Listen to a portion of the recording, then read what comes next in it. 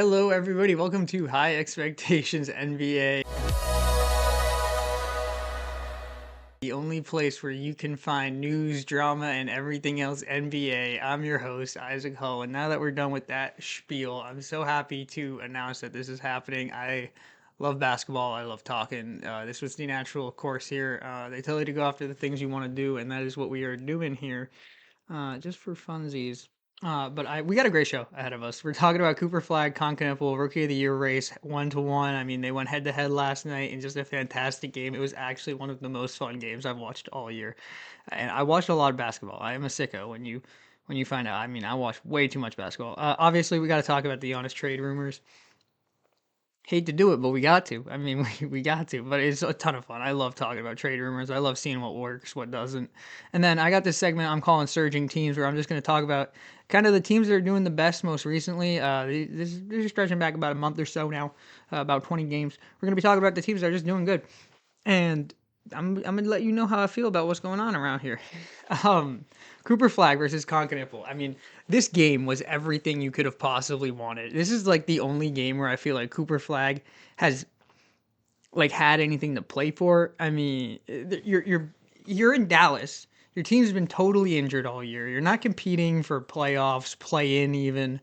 Maybe like kind of for a playing spot, but he hasn't had to play for anything. He didn't get to play for anything. We haven't seen what Cooper Flag is like in the most competitive manner, and I think this was the first game of hopefully many in a long career here where we get to see like the competitive nature of Cooper Flag. Concanipple second in the running for Rookie of the Year. Actually, I believe the NBA has him power rank number 1 for Rookie of the Year. I don't think betting markets agree with that. I think if you look around, the odds for Cooper Flag are like way better. But this game did not disappoint. It came down to the wire. Cooper Flag had the better game, 49 points as a teenager. He is 19 years old, guys. Fresh that like there are 19-year-olds who haven't graduated from college yet. No diss to 19. Like that's how that or not college. Yeah, there are 19-year-olds that haven't graduated. They're not haven't graduated from high school yet. Right? Like that's just the high school system. Some people graduate when they're 19. Cooper Flag is in the NBA putting up 49 points. He's the youngest teenager to ever do that. That is fantastic. I mean, like, you got to take a second here. When you're watching these games, you got to tell yourself, like, I am watching history. I'm watching the thing that my kids are going to go back and watch on YouTube and be like, damn, that's who Cooper, like, that. These are the things you're watching. When you see a player just have one of these phenomenal games or, like, it's happening, just take a moment to sit there and enjoy it. Because, like, it's unique. And, like, you don't realize that you're in that moment until after the fact. But just take a moment to enjoy it. So, let's get into some of the nitty gritty here with the whole Concanipple Cooper Flag thing. So, 1 and 2 in Rookie of the Year. Cooper Flag drafted number 1 overall. Obviously, coming into the draft, best prospect since LeBron, like all of that stuff. We all know that. Skipped a year, went straight to college, younger than most people. Came into the league, one of the youngest players ever. Phenomenal draft expectations. I've been seeing a narrative recently that there were teams thinking about taking VJ Edgecombe or Dylan Harper or no one was thinking about whoever had the number 1 overall pick. It went to the Mavericks in the lottery. They were taking Cooper Flag unless it was the Warriors who were drafting for quote unquote fit. Cooper Flag was going number 1 overall. I don't care. I don't care about what these new narratives are. Let's not try to switch this up. Offensively coming into the NBA, like that was the big question around Cooper. Was he going to be that offensive menace? His defense was never really questioned, but it's actually kind of funny. You look at the stats and his defense is kind of average and his offense has been phenomenal. He's averaging 19 and a half points per game after this one, 6.1 or 6.5 rebounds and 4.1 assists. Like those are phenomenal numbers. Those are all-star numbers as a rookie. He's shooting only 48% from the field. A lot of his shots are around the rim, inside twos. He doesn't shoot a ton of threes. He's averaging 3.5 3-point attempts per game, and he's only hitting 30% of them, which is not great. But his 3-point shooting was always a question, and we've seen really good players who aren't 3-point shooters. I mean, Giannis averaged less than 4 point or 4 3-point attempts per game at like his apex, and he's a bad 3-point shooter. He never shot a ton of threes, and he's still dominant, and they're still going to give up a haul for him. Like that's just how it works. Uh, Cooper is just so fun to watch offensively. I mean, he gets to his left hand a ton around the rim. He can finish with both hands. It's just really, really dominant. It's hard to guard. Like, what do you do when a guy can literally just flip the ball into his other hand? Like, you think you're gonna block that, and he's finishing with his left hand all of a sudden. That's just. I don't want to glaze him too much for just having a left hand, but I mean, I'm a Jaylen Brown fan, so I watched 2 years of him essentially dribbling out with his left hand, and he's gotten so much better. He's so good now. I mean, Jaylen Brown's left hand. Jaylen Brown as a primary cannot glaze Jaylen Brown enough. I'm sorry, but I love Coop's like inside floater that he has. He doesn't shoot a ton of jumpers, and his jumper is kind of his weak point right now, which is reassuring to me because that means that he could definitely get better. You see guys get their jumpers up. You know, it takes a little bit to translate sometimes, but his inside floater that he gets to in the lane. This game, he shot a ton of threes, um, especially for his standards. I think he shot 3 threes this game, or four, not three. I think he shot 6 threes this game. Let me see here. Cooper Flagg shot 3 of 5 from the 3-point line. All 3 of them were clutch. All of them were above the break. He had that one at the very end of the game to tie it up 121-121. He came down, blocked Con Knipple. I think it was a clean block. I think with how this game was being called, 9 times out of 10, you don't call that block or that foul. Kind of ridiculous that they did. I think ideal situation, they don't call that foul. Cooper misses the game winner like he did anyways, and they go OT. That would be awesome, but it didn't happen that way. He blocks the shot at the rim, pins it, kind of gets it wedged, and then Con gets 2 free throws that ended up being the game winners. And Cooper and them had a chance to tie the game, I think, with 4 seconds left, and he put up a good shot. It was good. It was contested. He had 2 defenders on him, but it did not, it wasn't a terrible miss. Coop played great this game. 49 points. I just don't know how to specify anymore. Just how good he was. 2 of 29 or 20 of 29 shooting, 6 of 6 from the line. Again, 10 rebounds. He got a double-double in this game. If you can hear my cat, I'm sorry. Only 3 assists, but that's fine. He doesn't have to be a playmaker right now, and he was getting his. If you get 49 points and put up 20 shots, you're not going to have a bunch of assists. That's just how it is. Con in this game, Con Knipple had a fantastic game as well. And if Con Knipple had this game and Cooper didn't have a game like this, we'd be talking about Con. But he had 34 on 10 of 16, 8 from 12 from 3-point line. 8 of 12. That's insane. 8 3-pointers made as a rookie. 4 rebounds, 3 assists. Again, really good game for Con Knipple as well. Obviously, Con Knipple gets the win in this one, but I think when you look at Rookie of the Year standings, Cooper just separated himself. They're not playing for wins. That's not what either of these two franchises are doing. To me, this was Cooper Flagg versus Con Knipple for Rookie of the Year.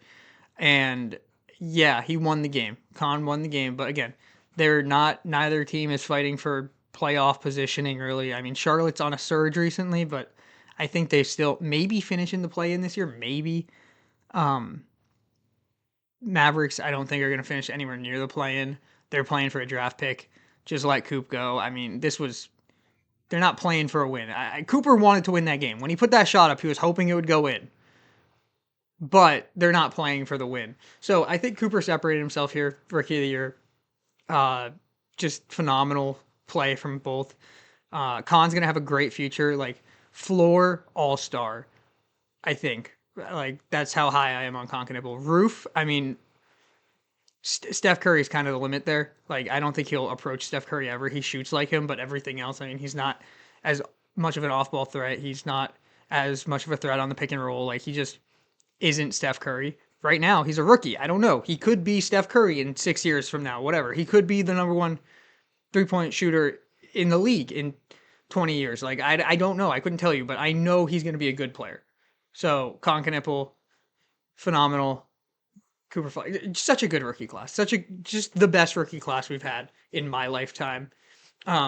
But we got to move on. We have to move on from this game. We're talking about trade destinations for Giannis right now. I think there are 5 teams that Giannis could go to realistically. Houston, Golden State, New York, Toronto, and Miami. Miami is in that conversation as well.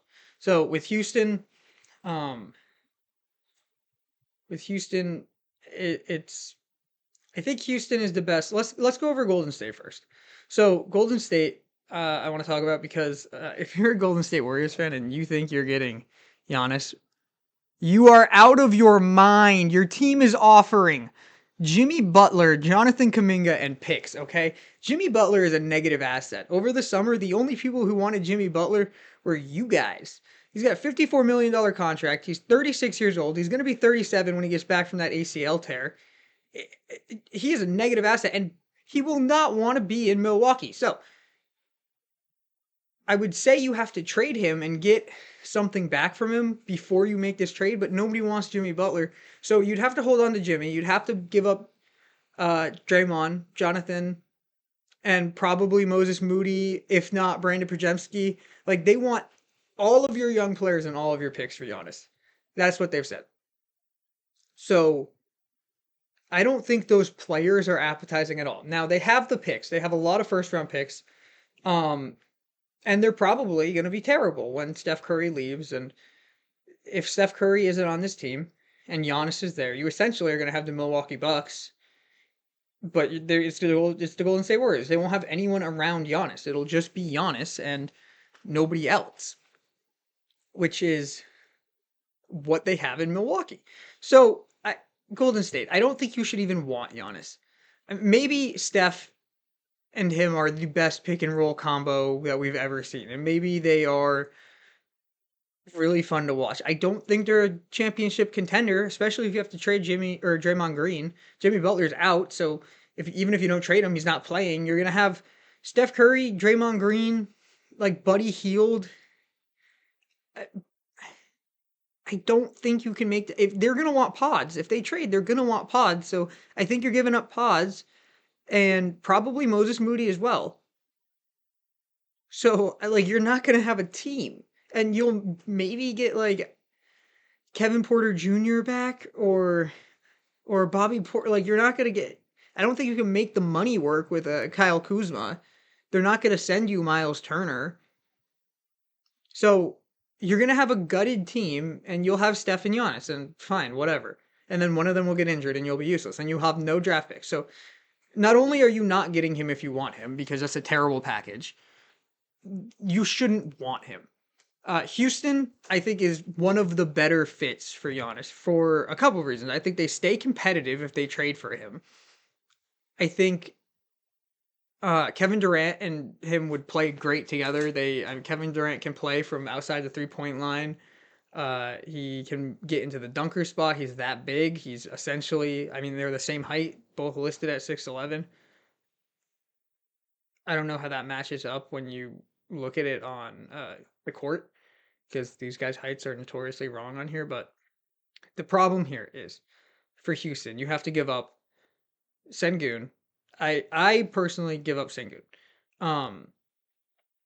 Now, I think it's Sengun or Amen Thompson. It's just way harder to make the money work with Amen Thompson. You can give up Fred, and you can give up Steven Adams, and that gets you to 39. And then Amen is another 9, and you'll have to give up probably Reed Shepherd. At least Reed Shepherd. If not Reed Shepherd, you'd give up Tari Eason.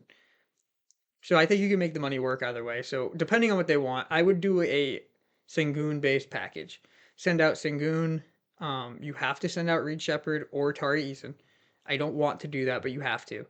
The problem with sending out Reed Shepherd is he's a point guard, and they need a point guard. And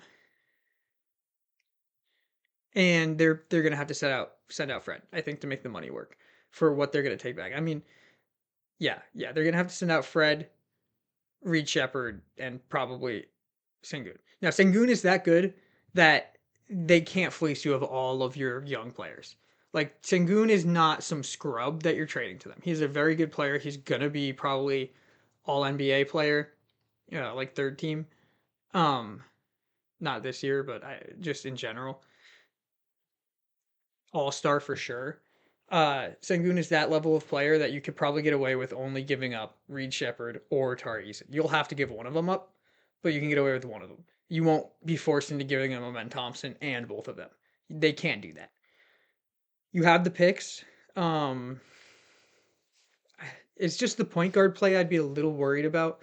The thing with Giannis is he's a playmaker. He's great. He can kind of take over. He can't point guard, but he can take over like point forward type stuff, and he can handle ball handling. And I think him and Kevin Durant, because of their experience and both being championship level players, they will be able to play off of each other very well. Houston, I think, makes the most sense from a basketball standpoint for both. Milwaukee, they get a young star in Sengun. They get Reed Shepard or Tari Eason, again, another young player. You can pair him up with the young guy they got over there, Ryan Rollins.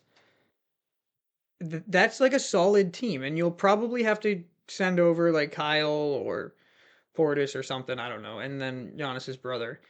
But it's a good team. That's a good team. Houston would be good. They'd have Kevin Durant, Giannis, Amen Thompson. You still got Clint Capella out there as like a backup center type thing. Kevin Durant, I don't know if I already, but like your starting lineup is good. You have depth still. You're going to be a good team. Houston's good. Houston's going to be really good. Uh, Golden State's a terrible option. New York is only an option really because Giannis wants to go there. I think if Giannis didn't want to go to New York, they wouldn't even be in this conversation, but he does. So let's talk about how they can make that happen. Now, New York does not have the draft capital at all. And I don't think they can justify. They're going to see some of the offers from these other teams and be like, oh my God, we can't justify sending him for what New York is offering. So New York, I think, would have to make some consolidation trades. They'd have to trade, I believe, Mikal Bridges for some picks. Now, I saw conversation of Mikal Bridges being traded for Drew Holiday, and then Drew Holiday comes over with like a pick or something from Portland to make up for the fact that they're taking on Drew Holiday's contract. Now, I'm not so sure Drew Holiday is as big of a negative asset as people would want you to think. I think the Knicks would actually be very good with Drew Holiday. Mikal Bridges has obviously been excellent for them, especially with uh, coming in for Jalen Brunson and Karl Towns when they're not in there. He's been great, but the defense that you would pair with Jalen Brunson and a Drew Holiday, and then Giannis would be phenomenal. So I like that idea if Giannis comes over, and but I'm not so sure you get picks for Mikal Bridges for Drew Holiday. Maybe one. Again, I don't think that does it because they have, I believe, one first round pick they can trade. They have their 2026 first round pick. If Washington's is outside of the top eight, they have that one, but they won't know uh, until obviously the last game of the season or whenever. And then they got some pick swaps and stuff going. Yeah, so they really have one tradable first round pick. So they'll have to trade Mikal Bridges and get picks, and then they'd have to trade Karl Anthony Towns and also get picks. He's too old for Milwaukee to want him for a rebuild, and so they're not going to want Karl Anthony Towns. So they have to get salary and picks back for Karl Towns. So it would be some type of three-team trade. I think it would actually end up being a pretty good package for Milwaukee, especially if they can get some value out of Karl Anthony Towns. But I just don't know who's going to give you value for Karl Anthony Towns. And then, yeah, so New York is a good option. I think they could realistically get a good package, way better than Golden State. Golden State's going to give you garbage. Um, Toronto's in a similar boat to New York. I think they have a bit better draft capital. So Toronto could be more appealing. I just don't think that they'll be able to make as good of an offer as Houston.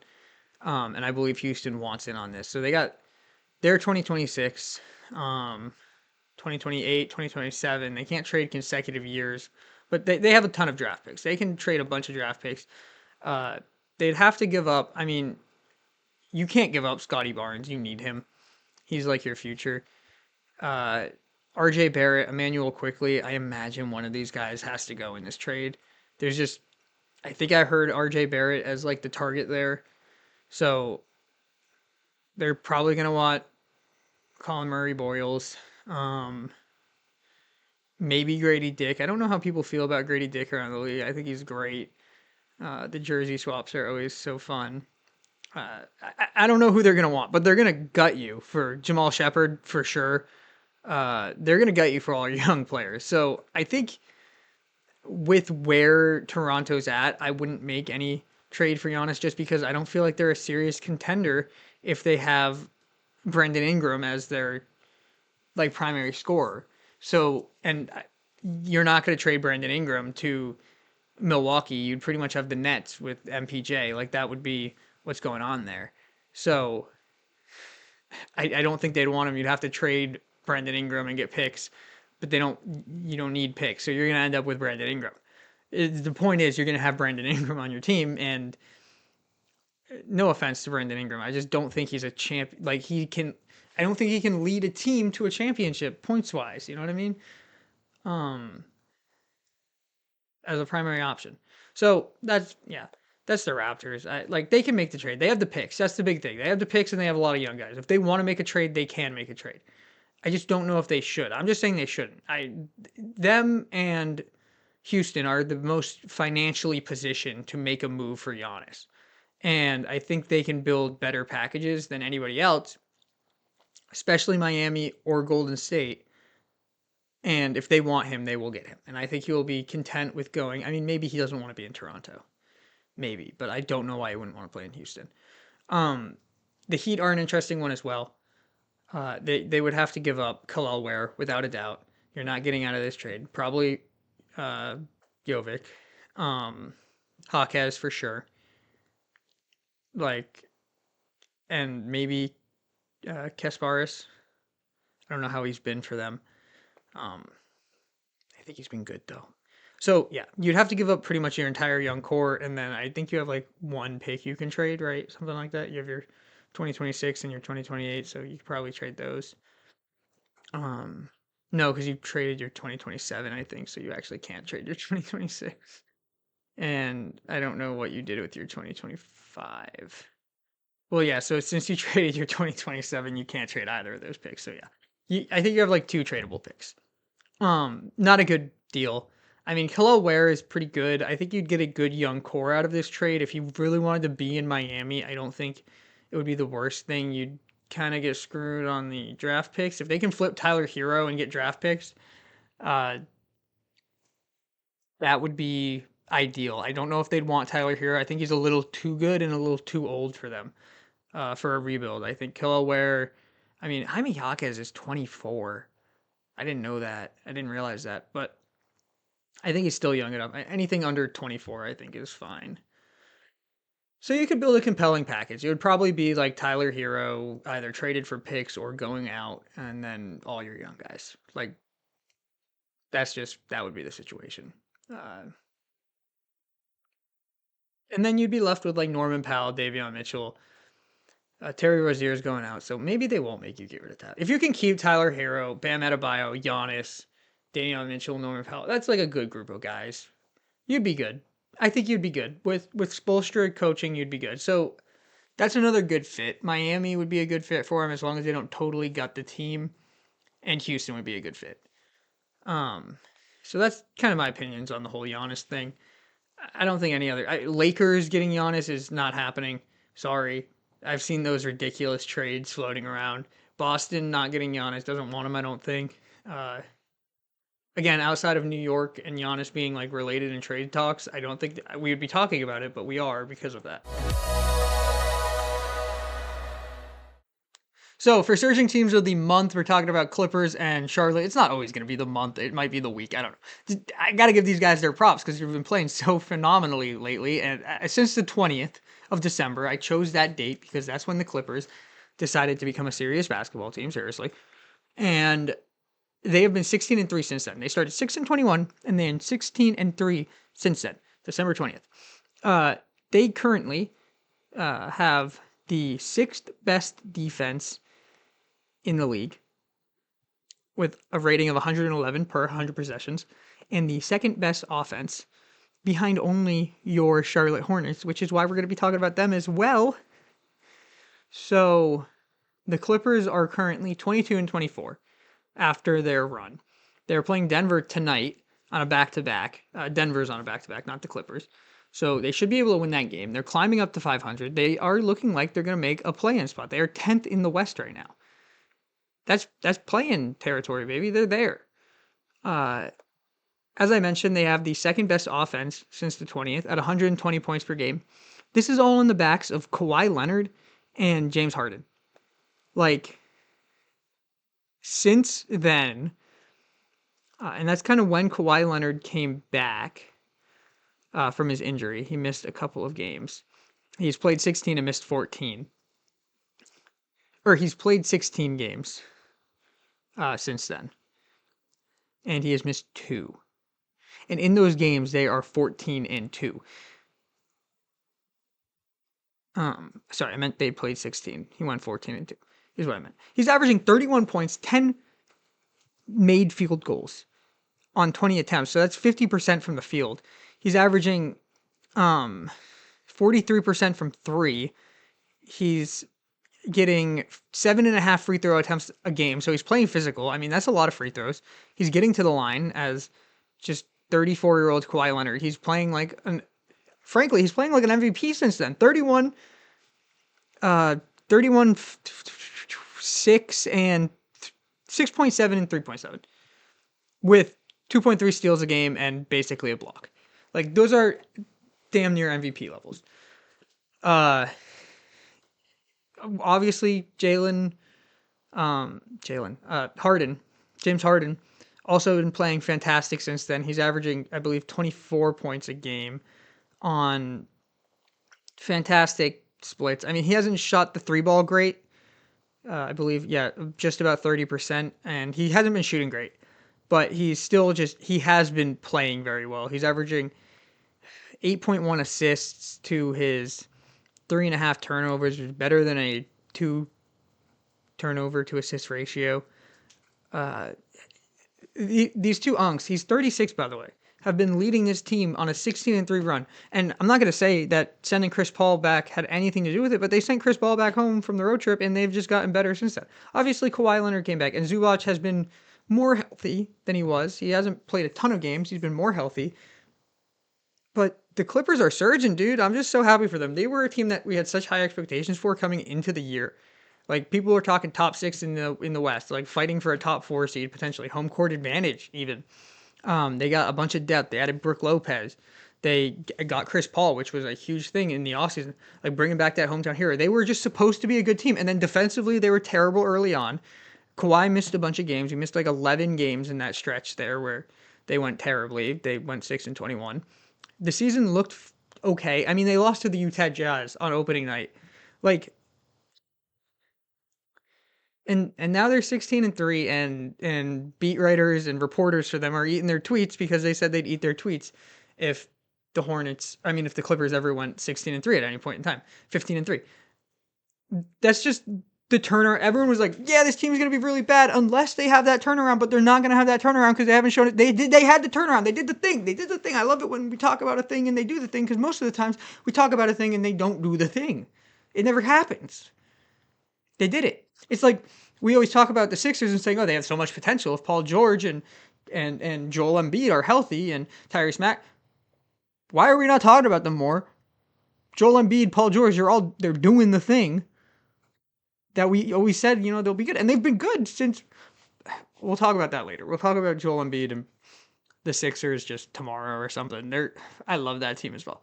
Let's get into Charlotte here because we're going probably a bit over on time.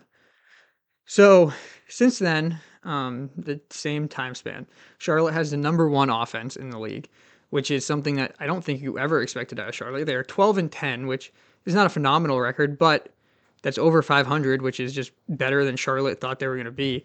Currently, the Hornets are, let's see here. They won a game last night. I think they're on a 5-game winning streak or something. Something ridiculous. They're 21-28. They're 11th in the Eastern Conference. So, I mean, if they want a play-in spot, I think they can make it. They are on a 5-game win streak. They're playing phenomenal basketball. It's on the back of the lineup of Miles Bridges, LaMelo Ball, Diabate, Miller, and Knipple. And the biggest thing here is that all of those guys are healthy. Since the 20th, they've played 16 games with that lineups. They've won 11 of them. It's about 50 minutes of them playing on the floor together. There are a bunch of other lineups kind of a similar group of them. But the big thing is LaMelo Ball, Miles Bridges, Miller, and Knipple. And then Diabate, I think it's Miller that is kind of interchange. No, who is not in that lineup? LaMelo Ball is not in that lineup. So, but they have a bunch of different lineups. Point is, everybody's been healthy on this team, and that's kind of been the biggest maker or difference maker. And I mean, fuck, you throw Giannis on that team, I don't know, could be good. They are averaging 139 points per 100 possessions with that group on the floor that I mentioned earlier. 26 three-pointers made with that group on the floor, which is an insane number. That would be an NBA record. Or no, record is 28, I think. But yeah, they're that group is great. That group is really good, really powerful for them. That's why they are 12 and 10 in their last 22. No one thought the Hornets were going to be good. The most interesting thing here is Brandon Miller is actually their scoring leader. They got LaMelo Ball and Con Knipple, and Brandon Miller is their scoring leader, and he's only getting 20 points per game. But having three guys damn near average 20 is awesome for you. Like, that's fantastic. LaMelo Ball's come off the bench a couple of times, which is, you don't think that's a thing. The thing with LaMelo is I think he's a really good basketball player, and if you put him in the right coaching scheme in a serious organization, I think he'd be a very good, I mean, he's an elite passer. He elite's a bit much. He's a really good passer. He's obviously an elite shot maker and creator and just tough shot maker. Um, he's a really good basketball player. And I just think he's been injured a lot, and obviously the team hasn't had a serious roster, so it's whatever. And then Khan is, we already talked about Khan Knipple. You know what I think about Khan.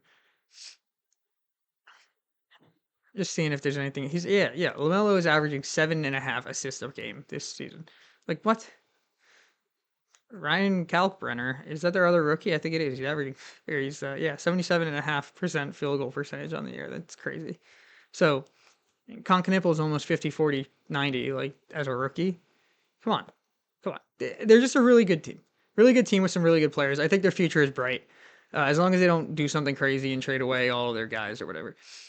Anyways, I think that is it for the show today. I hope you guys enjoyed it. I really do appreciate you spending time here listening, whether you're in your car or at your house doing work or whatever. Maybe this is your only time away for the day that you get to do something you want to do and you chose to listen here. Anyways, I really do appreciate it. Leave a comment down below about pretty much anything you want. Who do you think's got the Rookie of the Year in the bag here?